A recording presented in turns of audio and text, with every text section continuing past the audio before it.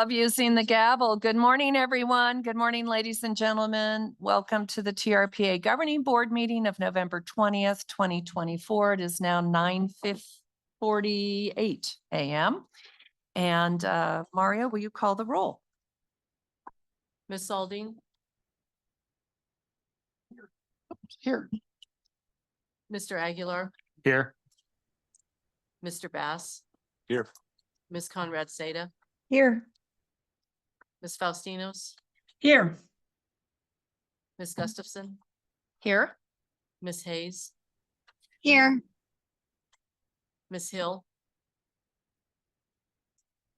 Mr. Henigman, Here. Mr. Keycapper, Here. Ms. Lane, Here. Ms. Loomer,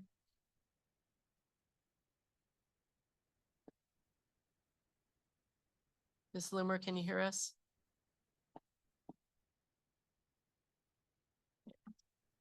She's on. We'll circle back for Ms. Loomer. Mr. Rice,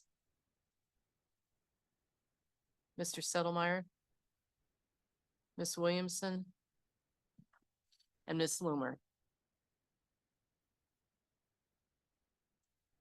Okay, Madam Chair, we do have a quorum, and Alex is on.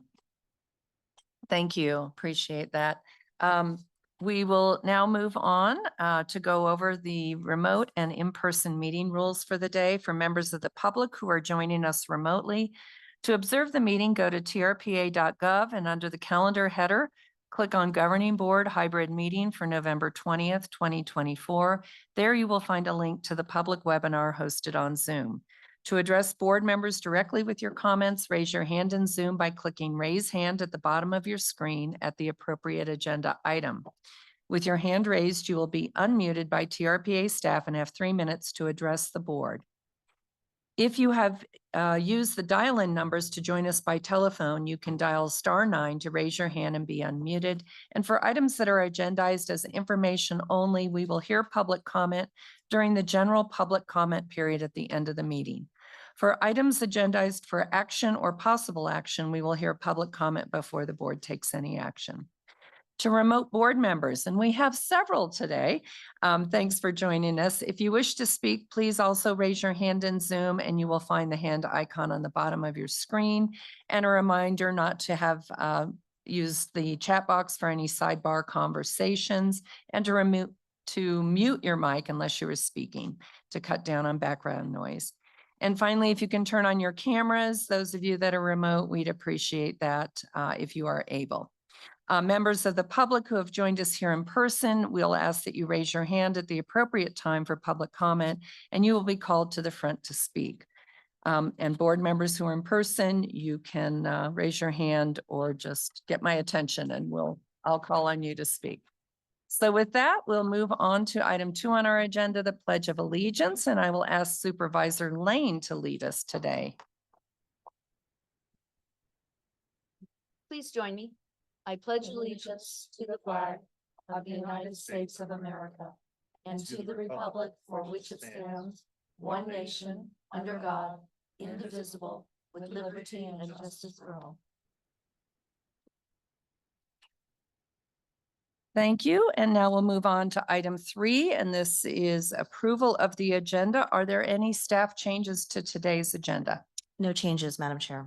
Okay, then we'll deem the agenda approved unless there's, I'm sorry, are there any changes from other board members? Okay, then we'll deem the agenda approved for the record. Approval of minutes. We are now on to agenda item 4. We have a draft set of minutes from October 23rd, 2024 meeting on page 15 of our packet. Does any board member wish to make a change? Okay, if not, then I would look for a motion to approve the minutes as presented. Madam Chair, I move to approve the governing board meeting minutes of October 23rd, 2024 as posted. And Maria, since we have so many on remote, do we need to call roll on these? Or Graham, I should ask you. I think a voice vote is fine. A voice vote for this. Okay, all those in favor, please say aye. Aye. Thank you. Motion passes. We'll move on now to TRPA consent calendar. That brings us to agenda item 5. And there are two items on consent. Both were reviewed by the Operations and Governance Committee. And Brooke, will you give us a report on those? Yes, thank you, Madam Chair. The Operations and Governance Committee reviewed the financials for October and find them to be in order, and will be recommending approval to this body. We also took a deep dive into the 3 policy changes with regards to TRPA's investment policy. They are minimal, and they really kind of, Mr. Cox explained that, we have the Nevada best practices, we have the California, and TRPA tends to pick whichever one is the more conservative. And in this particular case, the state of California, with regards to our LAIF account, with our LAIF investments, is the more conservative. So we're just simply aligning our investment policy with best practices, and all 3 changes are very minor in so I won't go into total detail unless there's questions, but we are recommending approval of that item as well. Thank you. Do any board members have questions about consent calendar items number 1 and 2?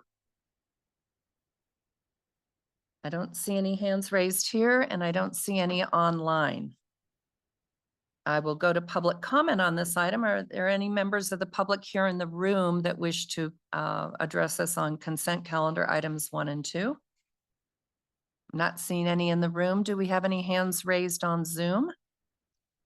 Madam Chair, there are no hands raised online to comment. Okay, then we'll close the public comment, and I'd look for a motion. Madam Chair, I would move approval of the consent calendar. Second. Thank you. And is there any other discussion from the board? Not seeing any, then we'll do a roll call vote. Ms. Aldine, Yes. Mr. Bass, Yes. Mr. Aguilar, Yes. Ms. Conrad Seda, Yes. Ms. Hill, Ms. Faustinos, Yes. Mr. Keykeeper, Yes. Mr. Henigman, Yes. Mr. Rice, Ms. Lane, Yes. Mr. Settlemeyer, Yes. Ms. Loomer,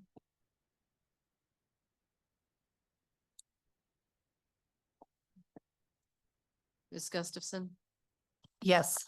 Ms. Williamson. Madam Chair, the motion passes. Thank you, Maria. We'll go now to item 6A on our agenda. This is Resolution of Enforcement Action, Tahoe Keys, SMI LLC, a Delaware limited liability company, Suntex, unauthorized moorings, failure to install and maintain water quality, best management practice, failure to pay mooring registration fees, unauthorized coverage. 2435 East Venice Drive, South Lake Tahoe. Assessors parcel numbers 022-210-032, 040, and 044. Information on this item can be found on page 101 of our packets. And as a reminder to the public, after the staff presentation and board discussion, we will hear public comment. So I will ask Ms. Aldine for a report from the legal committee. Thank you, Madam Chair. The legal committee recommended approval of the settlement agreement. This has kind of been a long time in coming. The previous owner of the Tahoe Keys Marina was a bit recalcitrant. I think that's an understatement. But the people who are working with Suntex are well aware of all of the issues and are fully prepared to work with TRPA to address them. And with that, I'll allow Tiffany to go into more detail unless Julie wants to make some introductory comments. Thank you. Acting Legal Chair Aldine, Julie Reagan here. I'm just going to introduce this and then Tiffany can take it away. Again, Julie Reagan, TRPA Executive Director. Typically, when we would vet a violation resolution at legal committee, we would put that on the consent calendar. But what we decided in-house and at staff level was that the full board would benefit from hearing some of the history. It's a very high profile area of South Lake Tahoe, of the basin. not just the marina per se, but the Keys in general. And you all have heard many briefings about the aquatic invasive species control test that's underway, which I'll report on a little later in my executive director report. But I just wanted the board to hear directly, from the executive team, our commitment to enforcement. There was some public comment at legal committee around enforcement, and just to tee this up and to put into context, we have doubled our legal department's capacity in just the last 2 years since I became the director. And we've staffed up in our compliance. We've added new inspectors. So we have a compliance team now of 4 people. And our compliance team, and Steve Sweet in particular, has been working on matters with the Keys for many years. And the Chair Aldine was correct. The previous owners were difficult. And at that point, our only option is to have litigation. And quite frankly, we were under-resourced for litigation and these matters in previous years. And so I think we're much better positioned to jump on this. And we immediately did in my first couple months with the new ownership of Suntex. We immediately developed that relationship, and it's been a very productive dialogue over these last 2 years. And so with that, I will turn it over to Tiffany to give you a big picture. We vetted this in detail at legal committee, but certainly open to answer any questions that the board may have. So Tiffany, over to you. Thanks very much, Julie. Good morning, everybody. My name is Tiffany Good, Principal Planner with the Permitting and Compliance Department. Also with me here today, in case there are any questions, we have Steve Sweet, Code Compliance Program Manager. Dennis Sabaglo is also here, AIS Program Manager. And on the applicant side of things, we have Lou Feldman and Eric Metz representing Suntex, the owners of the Tahoe Keys Marina. And so as Member Aldine updated you, the legal committee is recommending approval of the settlement agreement. Next slide, please, Tracy.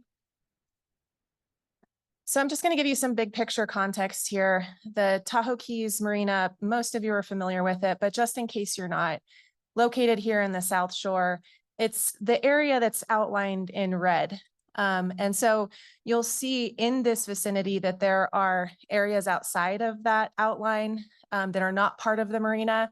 They're part of privately held beach and harbor, or there are some condominiums up there to the left that also have some privately owned docks and slips. And then just to orient you, the fingers that you see to the left that are developed with the lagoons in between, that is the homeowner side, known as the TKPOA. And then the area to the right of the red outline, that's Cove East. And as Julie said, this is Cove East is an area that has received millions of dollars in money towards water quality projects, improvements in aquatic invasive species, and has really is really ground zero for a lot of very important work that we've accomplished with our partners. And this settlement agreement, we believe, is just one important piece to keep furthering that very important work. Next slide, please. Oh, one more thing on this. Also, to orient you to the project area, there is waterside development that includes slips, docks. There's a public boat launch and ramp there, bulkheads. And there's also an upland component of the property that includes marina services buildings, the building formerly known as the Fresh Catch, kind of famous in Tahoe, and also boat storage. So just wanted to make clear what is included in the marina project area. Okay, next slide, please. And to give you a little bit of further background, the marina was developed in the 1960s at roughly the same time as the rest of the Keys.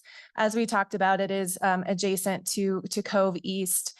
And so when we talk about the Tahoe Keys Marina, it's in the larger context of the Keys, but it is very specific to the red outline that was shown in the previous slide. Next slide, please. So just to reiterate some of what Julie touched on in her intro, the unauthorized activities and the issues that are captured in the settlement agreement are really the result of the previous marina ownership. There is a long history of a very difficult marina owner And we struggled, quite frankly, to work with them on a lot of compliance issues. And as a result of that struggle, the property just continued to decline and is really in a bad state today. So Suntex, the new owners, they bought the marina in 2022. And they inherited a pretty bad situation. And to their credit, they came to us immediately and wanted to work with us to figure out how to rectify these issues, water quality issues caused by dilapidated dock infrastructure and lack of install, they have not installed their BMPs. And this is a commercial marina. It's a sensitive site. And so those are things that they recognized, and we worked with them to figure out how to solve. Another one of those issues is the motorized concessions, the boat rentals out there. It was kind of, at a point where it was out of hand. We were having compliance issues with those boat rentals. And so from day one, they worked with Steve Sweet to help kind of rein those in and get a handle of on those. And that's also part of the settlement agreement. So really, this is, at the heart of what we do is working with our private property owners in ways to benefit the lake. And Suntex has definitely proven to be a willing and responsive partner in this, and they have the resources to dedicate to the property in order to achieve both environmental improvements and they have a grand vision for this site, a revitalization of the property as a whole to make it something that, the South Shore community is proud of. Next slide, please. I'm not going to go into the details of the settlement agreement. If you have any questions about that, I'm here to answer those. This is just kind of some of the key terms of the settlement agreement. It doesn't capture everything that's in the settlement agreement. So again, if you have questions on that, please just ask after the presentation. Next slide. So kind of coming to a close here, the settlement agreement really does set up a framework for the Tahoe Keys Marina to work with us to address a lot of outstanding issues. And we're going to see water quality benefits out here from what they will be required to implement, improvements to aquatic invasive species control and management. They're going to be coming in line with the regulations that are part of the shoreline plan and shoreline implementation. So all really big, important pieces that will be of benefit to TRPA and the region as a whole. And one more slide, I think. Thank you. And I have been around quite a long time. I used to work in the marina years and years ago, and I think Graham might have even worked there at some point too, at the Fresh Catch. And so I think the property is old. It's been around for a long time. I don't think it's ever been perfect. There have always been a lot of environmental improvement opportunities at this site. So we're really excited for this partnership with Suntex to help really realize those environmental opportunities and revitalize the site again to something that the South Shore community and Lake Tahoe can be proud of. So with that, I'm going to close. And again, the applicant team is here if they want to add anything or if you have any questions. Thank you. Thank you, Tiffany, and I'll turn it over. It looks like Mr. Feldman does have a few comments. I'd just like to thank Tiffany and Julie and the staff who have worked closely with Suntex. This is not a refurbishment project. This is a knockdown and redo. And there's a lot of us alumni of the Fresh Catch and the Tahoe Keys Marina in its glory days. Recall it, it was a cool spot that the community enjoyed, and Suntex has the determination and resources and commitment to reinvent this experience to deliver the environmental benefits, the community benefits, and quite frankly, invest almost an obscene amount of money to remedy what has outlived its useful life and certainly to the extent anybody has any questions about next steps, I just wanted to kind of give you a little bit of a schedule. The urgency is to replace the waterside improvements, these deteriorating docks ASAP, and we believe we are poised to achieve that in the fall of 2025 and hopefully submit an application for the landward redevelopment within the next couple of months so that we might have a 2026 construction start on that and turn around a regrettable existing condition to a condition that we would all hope to celebrate. And with that, I'd be pleased to answer any questions you may have. Thank you. Ms. Aldine? Lou, you might want to spend some time talking about Suntex and their other investments because they are not, this is not something that is out of their wheelhouse by any means. Suntex has marinas across the country, almost 100. If you count slips, they are the largest marina operator in the country. They have undertaken marina redevelopment in other markets. They completely understand the complexity of waterside redevelopment. And Eric Metz, who's the project manager, is here today. And it's been, my good fortune to have somebody as skilled and as experienced as Eric enter our challenging regulatory world because he knows, he thinks he knows what he's up against. And so Suntex is really experienced, really capable. They have 3,500 employees, and this is likely to be in the $100 million zone. The dock replacement itself, for example, is $20 million. The bulkhead may be another $20 million. And then when you add on the landside improvements, we're getting up to that. And perhaps north of $100 million. So it'll be a great enhancement, obviously, to the environment and to the community. It's also interesting. There are 1,600 residential units in the Tahoe Keys. There's probably, I'm guessing on this one, maybe 500 or 600 in the Tahoe Island area and then Gardner Mountain. So there's thousands of residents on that end of town that, really don't have this kind of gathering spot. New food and beverage will be introduced, some new retail, and converting it from what is now, quite frankly, it's a successful marina because it's the only game in town and it's dilapidated condition. It can soar as a four-season resort. So this is astoundingly, in my mind, exciting, and all of the stakeholders that we have reached out to have expressed similar enthusiasm. It's not new development, it's redevelopment, and it's long overdue. So we're blessed to have Suntex as a partner in this. Thank you. Are there other questions from board members of the? Okay. Other questions to staff? Not seen. I have Yes, one. go ahead, Ms. Lee. When I first joined El Dorado County, we were talking about vacation home rentals and in particular illegal vacation home rentals.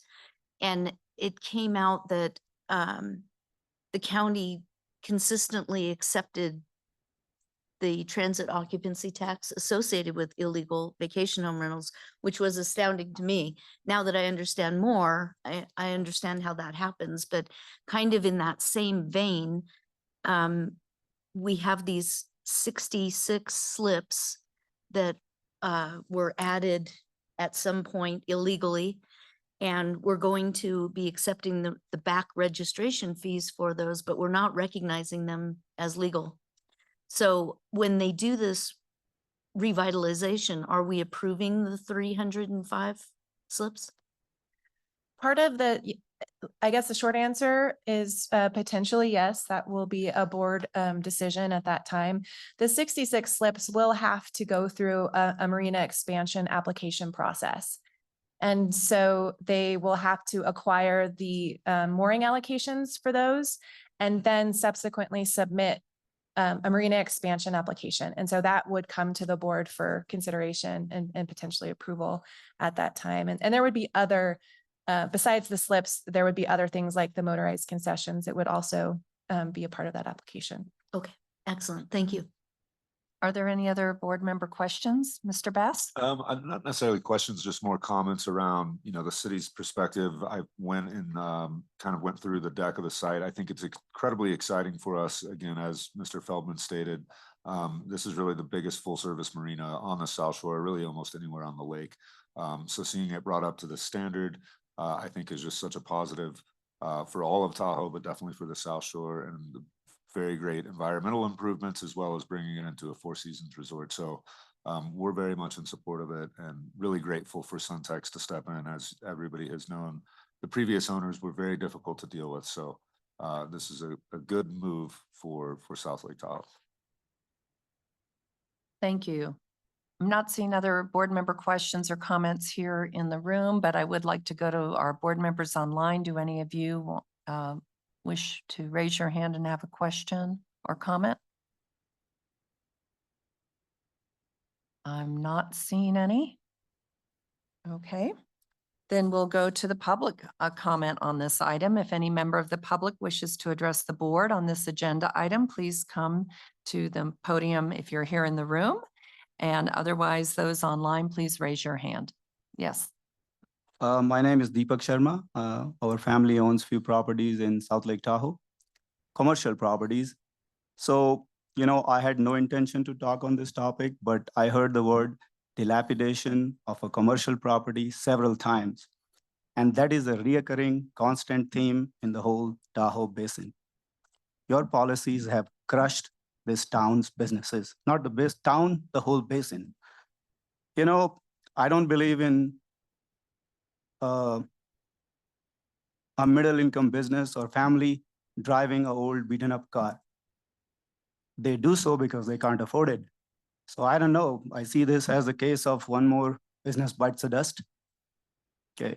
I don't know what this Suntex is doing, where they're bringing the money from, but definitely that money was not made in Tahoe Basin. And that's the unfortunate truth. Your policies do not support the business. One after another, business bites the dust. I hope you can do something better, so Tahoe is not synonymous of dilapidated commercial properties. Thank you.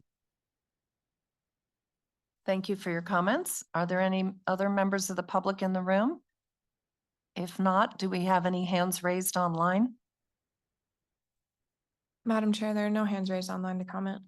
Okay, then we'll close the public comment on this item. And are there any further comments or questions from the board? Otherwise, I'd entertain a motion. Madam Chair, I move to approve the settlement agreement as set forth in attachment A, subject to the following change. On page 105, paragraph 8 will now read, Suntex shall purchase and operate one waterless cleaning unit within the TKM by May 1st of 2025. Thank And you, that was Ms. that Aldean. was a recommendation made by Dennis Bagwell. Okay. Thank you, Ms. Aldean. Are there any questions or comments on that? Okay, then we'll move to a roll call vote. Ms. Aldean, Yes. Mr. Bass, Yes. Mr. Aguilar, Yes. Ms. Conrad Seda, Yes. Ms. Hill, Ms. Faustinos, Yes. Mr. Kekeffer, Yes. Mr. Henigman, Yes. Mr. Rice, Ms. Lane, Yes. Mr. Settlemeyer, Yes. Ms. Loomer, Yes. Ms. Williamson, Ms. Gustafson. Yes, Madam Chair, the motion passes. thank you very much. Look forward to seeing that project move forward, and lots of good work there. We'll move now to agenda item 7, reports, and I will pass this over to Ms. Reagan for our executive director report. Thank you, Madam Chair. Julie Reagan, TRPA's Executive Director. I drove into work this morning up Pioneer Trail from Christmas Valley, and I saw a snowboarder walking down Pioneer going to Heavenly. It's opening day at Heavenly. Little bright spot, a little early opening. Not that we have much snow at the lake level, but apparently there's enough to get one run in, I guess. So it's very exciting. It's an exciting time of year for Tahoe that we know the season is coming, but to see someone who looked to be about 20 years old with a big smile on his face, walking to the mountain, put me in a good mood for this day. So I just have a couple of announcements, and I know we have a legal report too. And then at 10:30 thereabouts, the next committee meeting of the Regional Planning Committee meeting can get going, and we have several items on that agenda. So we can go to the next slide. For those of you who weren't able to join, we had a wonderful send-off for John Marshall, General Counsel, at the Edgewood Brooks Bar. And it was very nice to see some longtime faces from TRPA. Bill Yates there, pictured with Director Seldemeyer and Chair Gustafson. That was wonderful to have some board members that got to celebrate. And it was on the left, a little 20-year look back of executive directors of TRPA. John Singlob, who was director from about 2003 to 2009, and Joanne Marquetta from 2009 until 2022 when I took over. So that was a really wonderful opportunity. All of us have worked with John. His legacy goes back 25 years at the agency, and this is Graham's first, I guess, full meeting at the dais. So wonderful to share in that succession planning and that transition. And John had a great time, and it was just wonderful. We had a lot of former TRPA employees that came out, and I do appreciate the roasting of Director Seldemeyer, Cindy. Many of us got a chance to have some good parting shots with John. It was fun, but it was nice to honor him. The next slide, please. A couple of important conferences have taken place that I wanted to note. First, a couple slides on the left. Many of our science partners and staff attended the North American Lake Management Society, and Ashley Conrad Seda from our governing board attended as well. Some of the greatest scientists that study lakes from all over the country convened at the Tahoe Blue Event Center right here at State Line. And so you can see that the conversation around the 3D clean drain dry machine from the last item is that machine is pictured there to show how we're cleaning non-motorized watercraft. And it was best practices around invasive species, science managers from lakes around the country, a wonderful opportunity for us to learn and to share. Emily Fry, our staff there, is pictured giving a presentation on the Tahoe Keys Control Methods Test. And then we also see on the far right, another conference that happened. Victoria Ortiz presented at the Sierra Nevada Alliance Conservation Conference, and she was talking about forest health and increasing capacity through collaboration. So a big part of what we do at TRPA is inspire other good work here in the region, in the Tahoe Basin and beyond. And I just wanted to share that was an honor for us to be able to speak and to network with a lot of our peers throughout the country. I'll take the next slide. And speaking of peers, just a really wonderful opportunity. There was an award program just last week in Reno at the William May Museum, just near UNR's campus. And TRPA was recognized with a Bronze Spike Award. And that's our team on the right. It was a safari theme. So if you see some cheetah prints, that was what was going on there. But we were recognized for an emergency response crisis communication plan surrounding the discovery of New Zealand mud snails, and the transparency with which we operated was recognized, and how we were able to get the word out really on a national level with our partners. And so we've got some Team TRPA folks pictured there. And then on the left is our very own Jeff Cowan, who was also recognized. He went through a couple-year-long process to get certified in what's called accreditation in public relations by the Public Relations Society of America. Our region in the Sierra Nevada area has more APRs, is the acronym, than really anywhere else in the country. And it's equivalent to getting a CPA if you're an accountant, and it really focuses on the ethical practice of communication. And so it was a high award for him to be recognized. That's Todd Feltz from UNR School of Journalism that was recognizing Jeff at that ceremony. Okay, we'll take the next slide. And then year end, we're going to be reporting on this to you in January, but just this time of the year, we like to recognize the hard work of our team, all of our partners at the Conservation District, the League to Save Lake Tahoe, nonprofits, Tahoe Fund, the Forest Service, all the land managers of our beaches. But it's just incredible the work that we're doing as a partnership in Team Tahoe to Intercept vessels that are contaminated. So we had 17 intercepts this year with quagga or zebra mussels on boats. We had other AIS, aquatic invasive species, present on nearly 60 boats. What was a highlight of this year is that we also had 5,200 rover interactions, and rovers are new inspectors for non-motorized watercraft.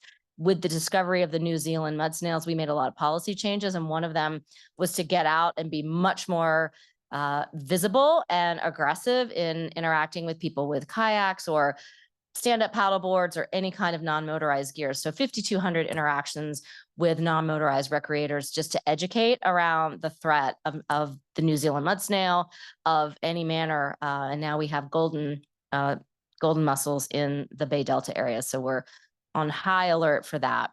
And the 118,000 watercraft inspected since 2008 is also mind-boggling. 7,500 Tahoe keepers are the non-motorized watercraft enthusiasts that have been certified. I'll take the next slide.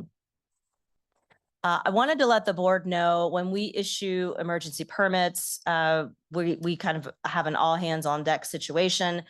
This is in Marla Bay. A topic of our EIP partnership right now is infrastructure, particularly sewer infrastructure in the what we call, the near shore and the back shore of Lake Tahoe. We have a lot of old infrastructure that's right along the lake, and the Army Corps of Engineers has actually done a study to identify that. And it could be potentially, hundreds of millions, who knows, could even be $1 billion of need to look at that. And it's very complicated, but there are some failing laterals. And so we've just been working very closely with the Tahoe Douglas Sewer District to get these improvements made in an emergency permitting capacity. We've got 9 private properties that are replacing failed shoreline protective structures, connecting to upland sewer main lines. And I just wanted to thank our permitting and compliance staff. Matt Miller in particular has been working like nights and weekends, like burning the midnight oil to make sure that we do these repairs in a thoughtful and responsible way, working with the partners, engineers that are working on that. So wanted to share that's underway. And then just a couple more things about what's coming up to you, the Homewood Mountain Resort. The reason this calendar and December were fairly light is because we weren't quite sure when we'd be bringing back the Homewood Mountain Resort master plan amendment to you and permit. That will be in January is the current schedule. We are looking to bring to the Advisory Planning Commission for their consideration and recommendation on the master plan. That will be December, and then it would come back to you in January. That will be a very big meeting. Obviously, a lot of public interest. So just plan on January. It's going to probably go till 5 o'clock, if not a little later. So wanted to mark your calendar for that. The Regional Planning Committee is going to be hearing some city area plans and other code amendments in a discussion following this, and then that would circle back to you in December. Also in December, we're looking to do a briefing on the update of the community wildfire protection plans in the basin. There's a public comment period on that, and it's really key related to evacuation planning and forest health, particularly as we've had 2 big fires, Davis Fire and Callahan Ranch in Nevada pretty recently. So that will be of very immediate interest. Our transportation committee will be working, and then we'll have an update from our Tahoe Living Working Group, which is the housing updates in January. And then mark your calendars now, please, for our governing board retreat. We have a 2-day meeting, and the retreat will be most likely April 24th, the Thursday. We'll have regular business on Wednesday, the 23rd, and then the 24th would be the retreat. So if you could get that locked down on your calendar now, our annual strategic planning retreat is a great opportunity for us to look forward. And I think that is my last slide. If we could advance, then we will, I will turn over to legal counsel unless there are any questions. Okay, thank you, Julie. Morning. I have two things to just report on. The first is I'd like to make you aware of a lawsuit that we recently filed against the operators of an unpermitted boat rental concession that's operating in part out of a private residence in the Tahoe Keys. Under the TRPA code, boat rental concessions may only be operated in a marina, and they have to be approved, permitted by TRPA. During this past summer, TRPA staff observed the defendants picking up customers from various Tahoe beaches and parking and refueling the boats at the Keys residences. And we sent them cease and desist letters. They didn't respond. we continue to see the activity, and we filed a civil complaint in October. The action names 2 individuals who appear to be the owners and operators, as well as the homeowners of these houses in the Keys. And we're seeking civil penalties and an injunction against these defendants. And just as additional context, kind of, again, paints a picture of how, the challenges with enforcement. One of these defendants was the subject of a 2021 civil action by TRPA that resulted in a default judgment, awarding $75,000 civil penalty and enjoining this activity. So he's already been told by a court you can't do this, and they're continuing to do it. So again, we're pursuing this litigation. We're trying to be aggressive to crack down. We'll see if they respond. We were successful serving one of the homeowners, and their answer is due in a couple of weeks. We've also been working with our partners, private marinas, where they were refueling. So they've been helping to cut them off from refueling at these marinas. The Tahoe Keys Property Owners Association, where the houses are, they've been working with us to help,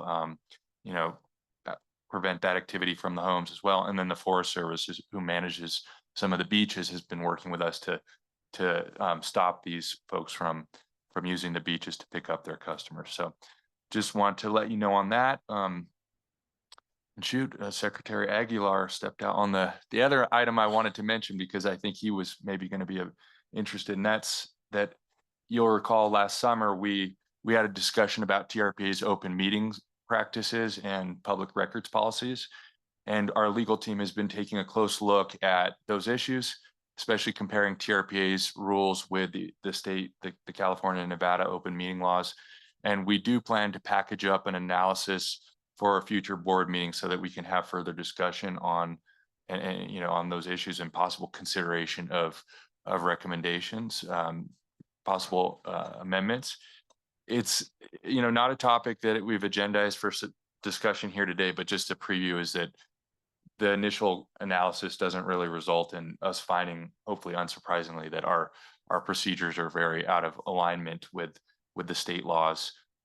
So we can go over that in more detail, hopefully when we come back, probably January or early next year at some point to go through that. But I just wanted to make sure that we haven't forgotten that, and public records procedures will be included in that analysis. So that was it.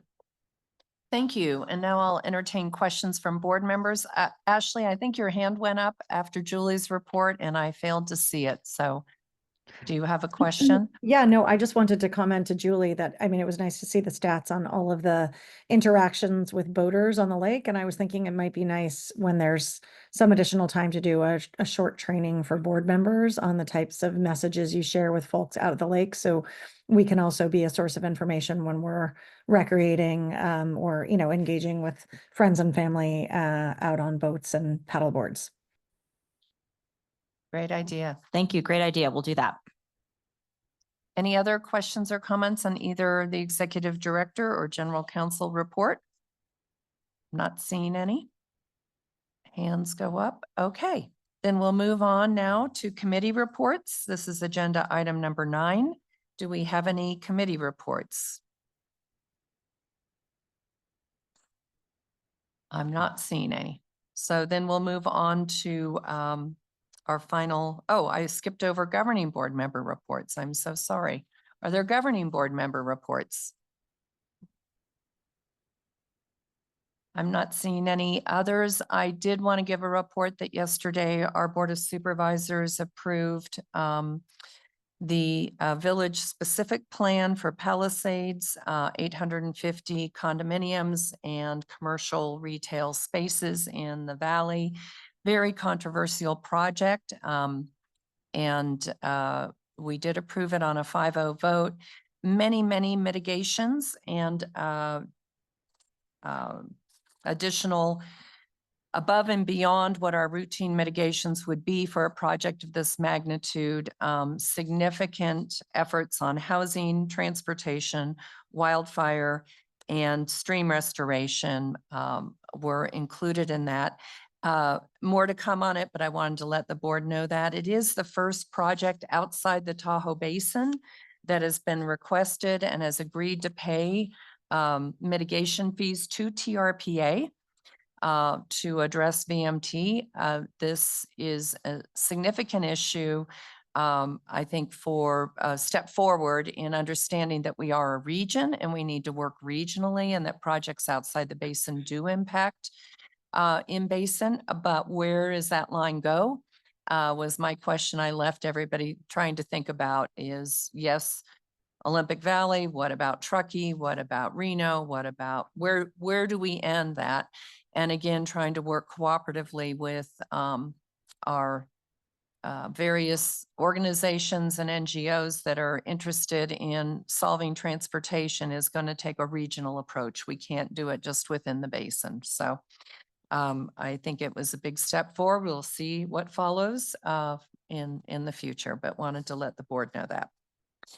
And I did want to thank both Julie and Dan Segan for constantly getting me information all weekend long on VMT, and because one of the policies the board is setting is to reduce STRs that are far away from the ski areas, commensurate with the new units as they come online. So I think it's a win-win in a lot of arenas.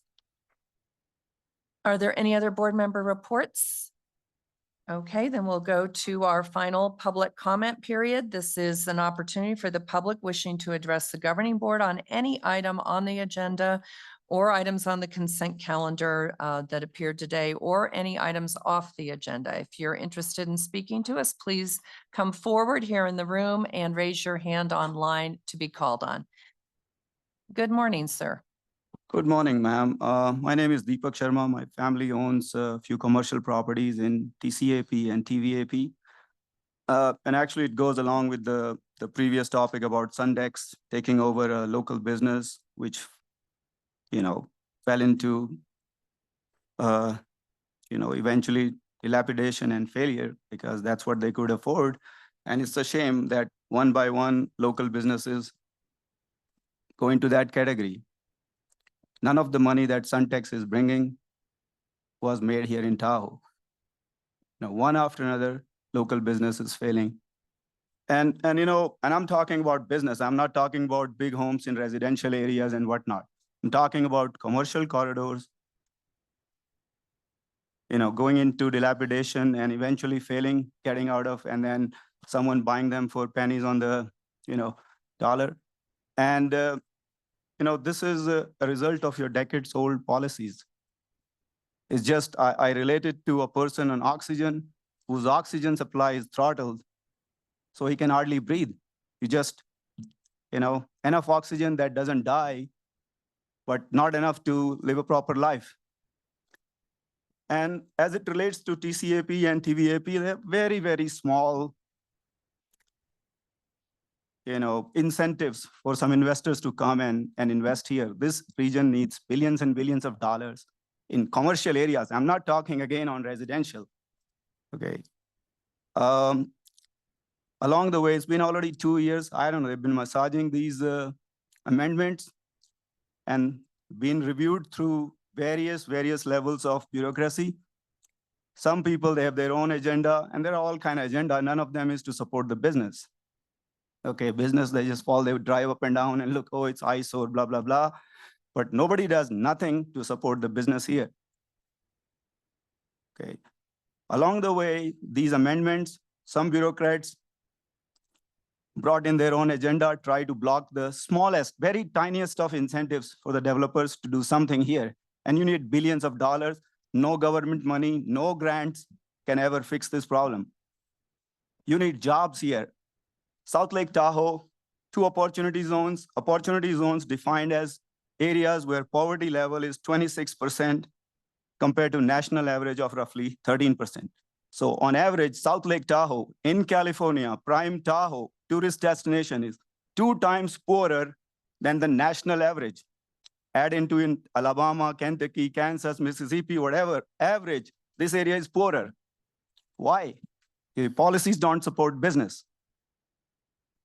One by one, local businesses die.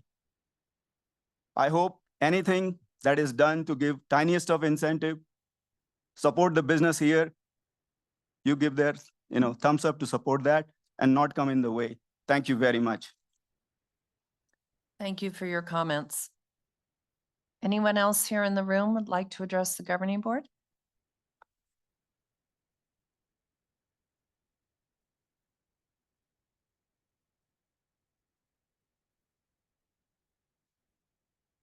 Morning, TRPA board members and staff.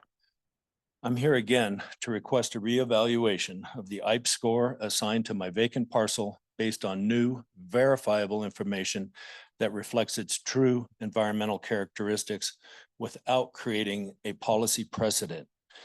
I'm deeply concerned by TRPA's legal counsel's statement that my professionally commissioned survey was manufactured information and implied that any parcel owner could seek reevaluation by commissioning a similar survey. As a contractor with nearly 50 years of experience working on sensitive land, I take exception to this characterization, which undermines my professional integrity. In addition, TRPA's associate counsels claim that the TRPA field crews knew where they were on my property during the original scoring is inaccurate. There were no boundary markers at that time. The survey crew I hired established markers by triangulating from a known marker on the neighboring property to ensure accuracy. Furthermore, TRPA's field notes contain a clear contradiction. They indicate that no utilities or access route cross any SEZ, yet still conclude that 100% of my lot is SEZ. This inconsistency alone warrants a reevaluation. To support my claim that this is not an SEZ lot, I personally dug 3 soil pits at the required depth and locations per TRPA guidelines and found no evidence of groundwater. This stands in contrast to the TRPA field crews assessment, as their soil pit was in the wrong area at an incorrect depth. I'm not requesting a change in TRPA policy. Rather, I ask the board to consider this case based on specific verifiable conditions unique to my parcel to ensure that environmental assessments accurately reflect its status. My intent is to ensure environmental integrity, not to create an open door for other reevaluation requests. I respectfully request that the board direct TRPA staff to reevaluate and score my parcel based on this new accurate information. Thank you for your time and consideration. And I've also submitted a more detailed letter and TRPA IPE scoring summary for the board to review. Thank you. Thank you for your comments. Are there any other members in the room? Yes, sir.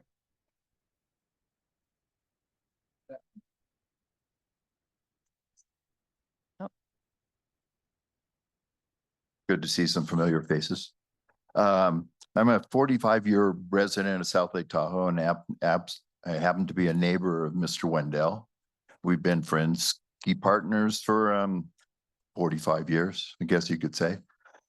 I have a property. My properties are directly across the street from Ted's, and they're actually bookend properties, same sizes, depths, and all that. And I've been at IPE'd the exact same thing, which I asked for a review back in 1988, I think. I moved into my properties in 1985.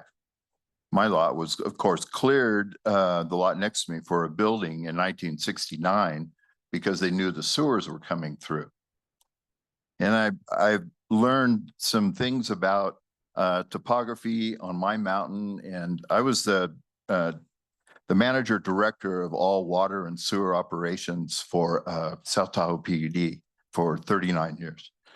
The last 20 of which were all strictly in water and sewer remediation and maintenance and all that sort of stuff.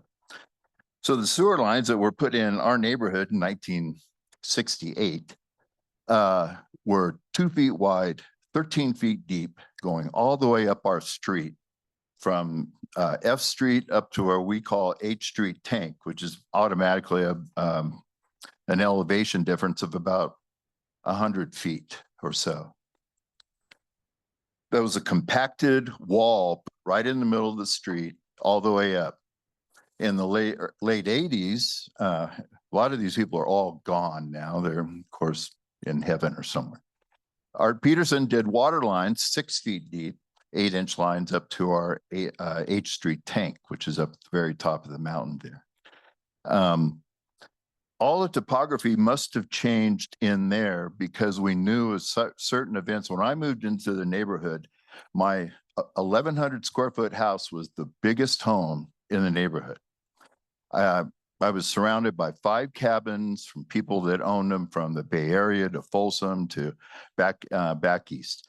And I was 1,100 square feet. The next biggest was 750. In the last 3.5, 4 years, within 800 feet of my house have been 4 $1 million homes built.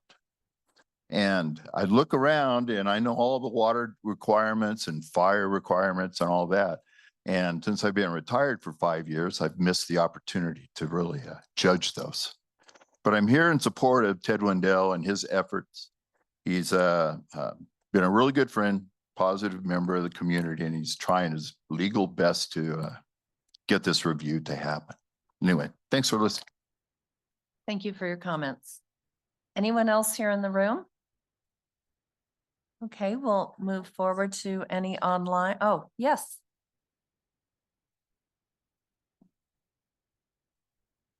Good morning. Good morning. My name is Sharon Rusk, and I'm here to give some public comment. I think you'll be talking today about the South Shore Area Plan. And in that, it will address an 85-foot structure that is being proposed to be developed.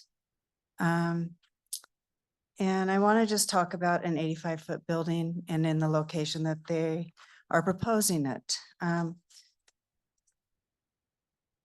To be forward, I do live in the Oliver Park neighborhood. I've lived on Lower Kingsbury. I've lived here for 35 years, right here, worked here, ran businesses here. And I'm obviously very passionate about what's at store for protecting Lake Tahoe. In science, we need facts proven to us. And I am hoping before this approval happens, it seems a little bit like the carts left the stable before the horse. I've seen designs and plans. They're very set on this 85-foot structure. As a community, we've been asking for other ideas, other properties spread out. There's not the urgency that they have to get the seismic stuff done like they originally had to at the other Barton location till 2035. I think it's a giant building in a too small of a location. And I also believe that we have regulations that protect us from this. And I'm hoping as stewards that TRPA can clarify this and protect it. I went on your site and I brought up scenic protection program. And in it, it states that the region's scenic quality can be degraded where development dominates, overwhelms, or is incompatible with the region's natural features and scenic resources and blocks important views. It also states that a scenic corridor is Highway 50, which is directly adjacent to this. So I believe this is a scenic corridor that we are trying to protect. This is a view from our very own Kale Community Center. This is where they're proposing the hospital. When they put up the site crane, it's about up to here. I'm just a layman. I just hope there's considerations and that these things that we have followed all these years are being held to be truly what we need for this lake. It's just been proven our lake is the oldest, second oldest in the world, which is pretty impressive. And I think it warrants going slow on this process, doing a lot of studies, admitting that it is smack dab in the middle of a sensitive marshland, adjacent to a thriving, affordable homes that will be highly impacted by well over 1,000 employees. Bigger means bigger everything, more employees, more traffic, more deliveries, more sirens. It's going to impact everything right in this little hub. And I don't know if Highway 50 and the junction of 207 can really handle all this. It would be great if Barton could give us some other options and go back and spread it out a little bit over all the properties they have. They're very focused on this one site, one plan. I think we deserve more options, and I really think this lake deserves more options. Barton's been here 60 years. This lake's going to be here way longer. And I'm hoping for my children, one day they'll say, man, you guys made really smart things and you didn't overdevelop our beauty here and you protected it. It is only 1 mile from the lake. It is next to all kinds of wildlife, all kinds of families. And I don't want to take up all your day, but I'm very passionate about it. And I hope you guys will consider this when you're making your decisions. Thank you. Thank you very much. Is there anyone else in the room? Then we have a couple of hands raised, I believe, online. Yes, Madam Chair, there are 2 hands raised online. The first hand up on Zoom is just the first name, Ellie. Ellie, if you could state your full name for the record and unmute to make your comment. Ellie Waller, the Douglas County South Shore Area Plan revision has removed the Barton proposed healthcare subdistrict, which will include an unprecedented hospital project with extraordinary height being proposed, among other goodies that have never been evaluated. Barton is supposedly doing additional environmental analysis. But let's get to the heart of the matter. Not yet clarified, TRPA asked the Barton team to provide an environmental assessment level analysis. This is the lowest level analysis required after an initial checklist determination. TRPA Chapter 3 environmental documentation describes the differences, and I believe that an environmental impact statement is the appropriate level of analysis because of the height, groundwater intercept, traffic circulation, etc. issues. TRPA executives, governing board members, and legal counsel, this question is to you. How can you, in good conscience, only require Barton to provide an environmental assessment level for a healthcare subdistrict which has never been analyzed? Furthermore, a hospital has never been built under the current TRPA rules and regulations. Here's some food for thought. The Tahoe City Lodge, a 118-unit project next to a golf course with shared parking, extraordinary gifts of public funds, was concurrently analyzed with the Placer County Tahoe Basin Plan, Environmental Impact Report, Environmental Impact Statement. The Barton Hospital has been removed from the current South Shore Area Plan. Why have 2 area plan amendment packages possibly in the next year? TRPA is trying to streamline its process through a Chapter 13 amendment, which we will be talking about soon. At the APC, it is going down to what they called one bite at the apple. TRPA and Douglas County need to table the South Shore Area Plan now and only have one amendment package once the hospital and healthcare subdistrict is completed. I've stated on several occasions, I've never seen a worse project.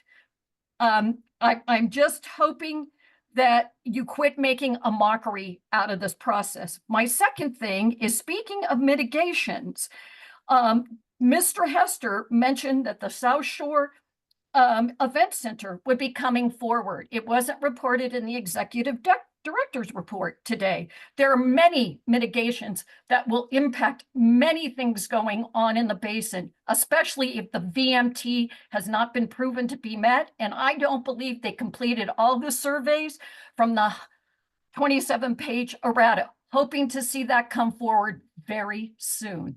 Thank you. Thank you. Next. The next hand raised is Doug Flaherty. Doug, please unmute to make your comment.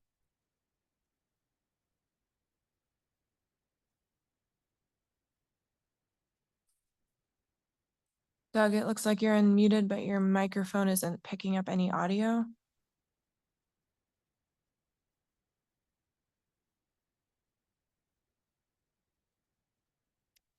Mr. Flaherty, if you can hear us, can you try again on your microphone?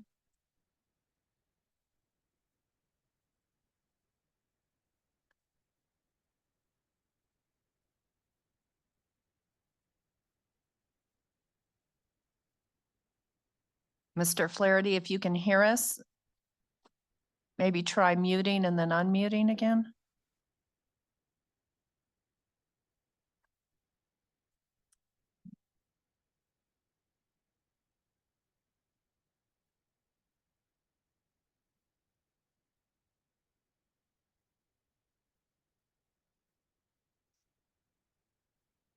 Sounds Okay. like he's not.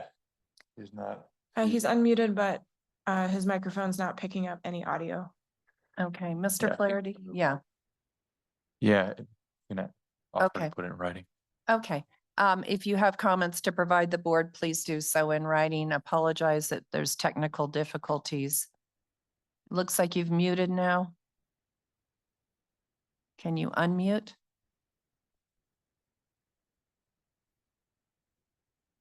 I apologize, we're not picking up any audio, Mr. Flaherty. Thank you. And as a reminder to the public, the board is not able to take any action on any of the items that we heard today. So when we appreciate the public coming and testifying and providing us public comment, but we're prohibited by law from taking any action today. But are there any clarifications staff wanted to make on any of the items they heard? Thank you, Madam Chair. Julie Reagan, TRPA's Executive Director. Just two clarifications. One, I did forget to mention, and thank you, Ms. Waller, for reminding me. The event center has been, I've mentioned that in previous Executive Director reports. We've been looking at the permit and the facility since it's been online. And we will be bringing a discussion to the legal committee on the event center in December. And so that's the current plan for that. So that's one clarification. And the other clarification related to Barton, I mean, there has been a lot of community discussion around the proposal. And when we looked at the scenic simulations, they registered enough concern for us to go to that next level of environmental analysis in terms of an EA, environmental assessment. And so we'll see where that process leads, but there will be a requirement for alternatives to be reviewed. And we're committed to doing, the proper environmental review that is necessary for that, but more to come. And you'll hear more about that in the first quarter of next year. And if there's any discussion about area plans, I'm sure our regional planning committee will be happy to get into that with Mr. Hester's report. If I can add a little to help with Julie's clarification on Barton, there are other amendments that Douglas County has, as well as the amendments we have for the phase 2 housing. So we're moving those forward while the environmental process plays out on Barton. So that's why there's two separate packages. Okay, great. Ms. Aldean?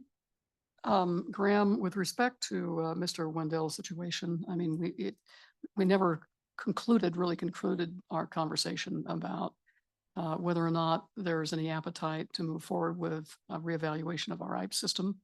When there are lots that fall into a category of being non-sensitive, but I'm not alleging that that lot was miscategorized. What I'm alleging is conditions have changed.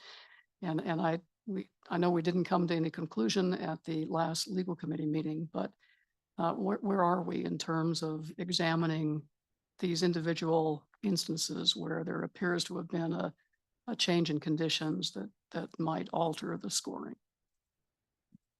Ms. Aldean, Julie Reagan here. I'll start and perhaps Graham can jump in.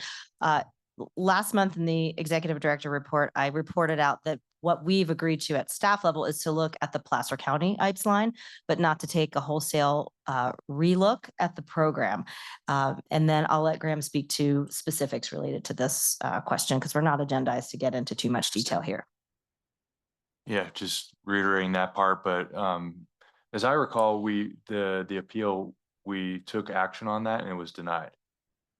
Well, but I don't think that was the end of the conversation. I mean, I think my advice to the applicant was to do further investigation to see if there were water quality improvements that had been made in or adjacent to the lot that might impact, the ability of that lot to be developed at some point in the future. But, I don't think I think it's still an open question, at least in my mind. We're happy to talk internally and get back Okay. to you on that. I Thank you. appreciate that. Thank you. Okay, if there's no other comments or questions, then I would look for a motion to adjourn our Cindy? meeting today.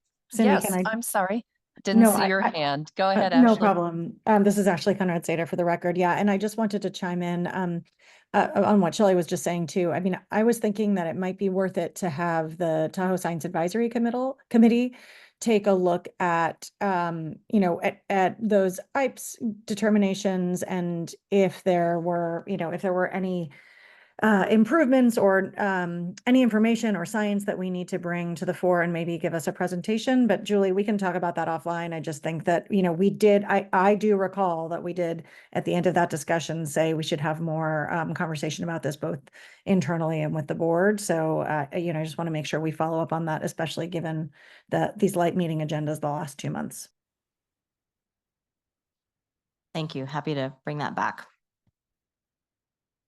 Thank you. Any other hands going up online? No one else in the room. So I'd look for a motion to adjourn our governing board meeting.